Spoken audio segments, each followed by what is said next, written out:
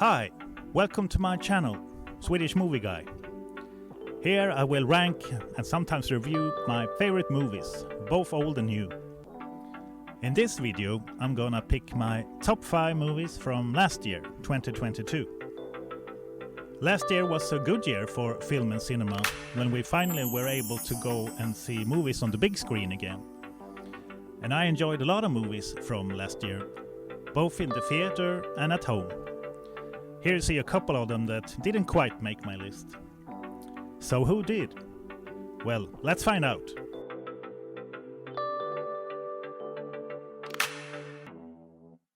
Starting off at number 5, we have...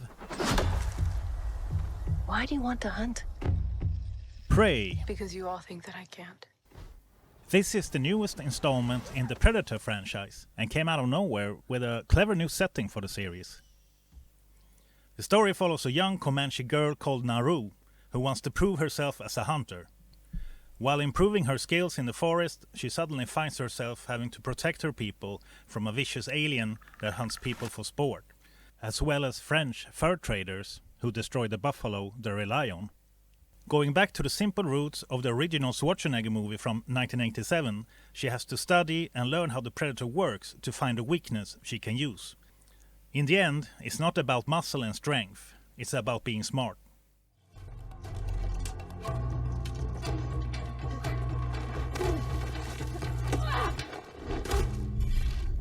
The movie builds a tense and dangerous atmosphere, the scenery looks great, and thanks to good character development, you really care for Naru and her trusted dog.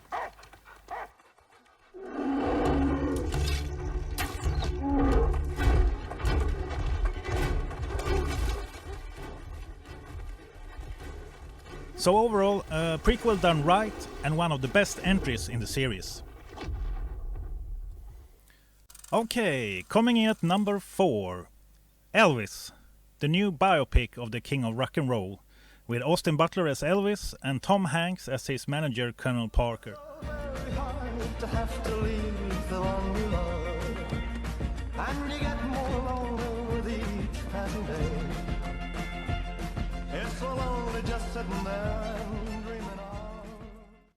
The film follows the life and career of Elvis told through the eyes of his manager.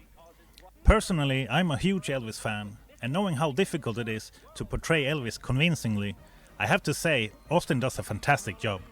He sings great as young Elvis and moves very much like him, so a very credible performance in catching the excitement of his musical act back in the day. Well, you may go to college, you may go to school, you may have a pink Cadillac, but don't you break nobody's rule now, baby. Come back, baby, come back, baby, come back, baby.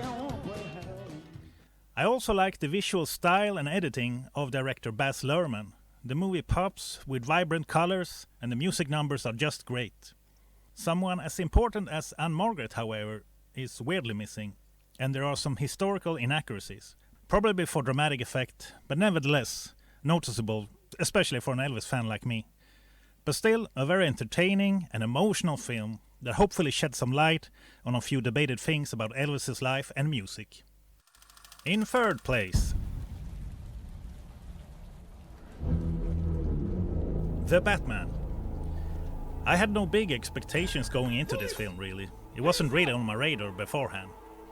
So I was very surprised to discover this becoming my second favorite Batman movie of all time. It's a kind of dark crime thriller where Batman and Lieutenant Gordon tries to find and hunt down a mysterious killer that leaves riddles behind. The trail leads to the criminal underworld of Gotham, with signs of corruption within the justice and law enforcement. I'm vengeance. I've been trying to reach you. Robert Pattinson is great as Batman, and Paul Dano is perfectly cast as a creepy The Riddler. Even characters like Catwoman and the Penguin are very credible and nicely done. The action and fight sequences are hard-hitting and exciting. The suspense is well developed and slow building. The city of Gotham feels dark and gritty, but also real and lived in at the same time. And although quite long, the film kept my interest for the entire time.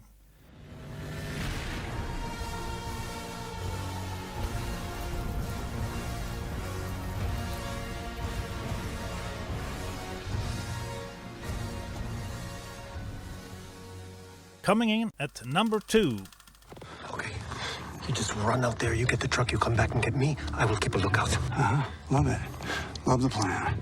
But maybe you should go and I'll stay here. I love that plan. I do. But you are a faster runner than me. I saw how fast you were in National Treasure. No, that'd be the stunt department. Not according to the making of featurette. The Unbearable Weight of Massive Talent. A film where Nicolas Cage plays himself, sort of. He is Nick Cage, a struggling actor and father with no job offers, so he accepts $1 million to visit Javi, a billionaire and Cage fan played by Pedro Pascal, who secretly wants to pitch his film script to Cage. Hit the brakes! What? Hit the brakes! He will hit the back of the truck! That won't work! Yes, it will! Yes, it will! Just do it! Do it! Do it! Do it! Don't worry, he's totally passed out. They soon befriend each other and develop a really nice bromance. To complicate things, there's a kidnapping drama at the same time with the CIA investigating, and Javi is their prime suspect, so they hire Cage to spy for them. The two leads have wonderful chemistry together, and many scenes are very entertaining and enjoyable. Like this one. Thank you. Look, can you just stop stalling and answer the question? What is your third favorite movie of all time? Paddington 2. What? Cabinet of Dr. Caligari, Paddington 2, connect those dots. I mean, I don't want to be a snob, but... I cried through the entire thing. It made me want to be a better man.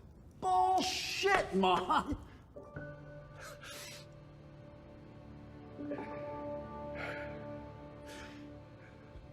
Paddington 2 is incredible. I fucking told you.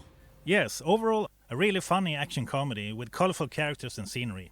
I just love this movie. Probably the most pleasant surprise of the whole year. Okay! And that brings us to number 1. Top Gun Maverick.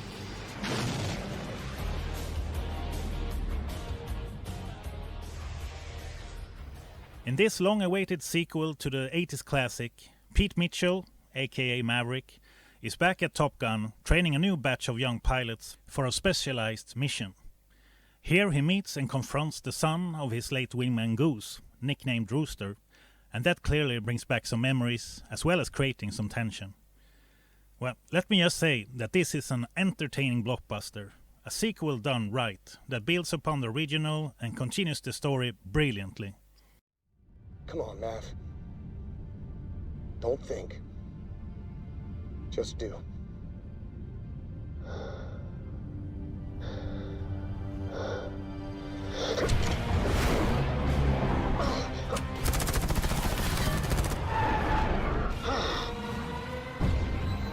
The cast is great, it's got fantastic action and emotional depth. On top of that, it's beautifully shot with impressive flying from the actors themselves, and Tom Cruise in particular. The final mission is probably the highlight of the film, with exciting action both in the sky and on land. So overall, a movie that keeps you on the edge of your seat and makes you feel warm inside. One of the best sequels of all time, actually. And that's why it comes in at number 1.